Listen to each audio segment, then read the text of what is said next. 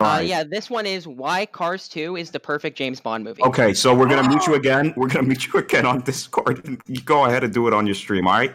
Sounds perfect. All right. Go ahead. Well, there's a few things we're going to want to look at here. The main things are the life of a spy and the larger-than-life personality.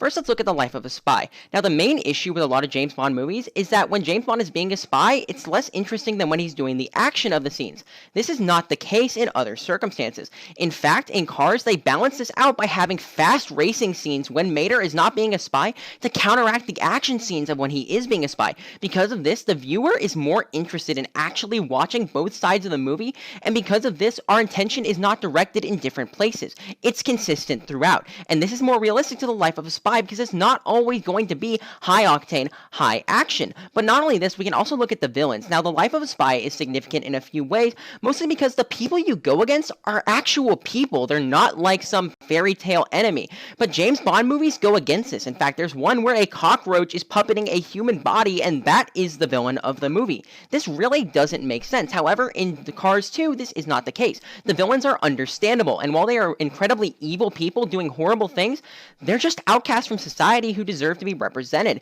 So the movie makes it very clear these people are in the wrong and they are doing horrible things, but they seem like realistic people, and that means that the viewer is more interested. However, we need to have the larger-than-life personality, and here's where Tow Mater comes into effect. Now, Tow Mater is a car, but he's also an outsider, and as the hit TV show on Nickelodeon Tough Puppy once taught us, we need an outsider personality for the viewer to understand what's going on inside the realm of the movie. Because of this, Tow Mater being the figure inside the movie makes it so the viewer understands what's going on, and the viewer is fully adapted into the life of Spy. Finally, I'd like to talk about the medium of animation. Now, Life of Spy is chaotic, but the real world has its own limits. Cars 2, as a medium of animation, simply does not have this limit. For instance, in the giant clock fight scene, they did stuff with the clock that you could never do in live action. This created a new sense of intensity that is unparalleled in any James Bond movie.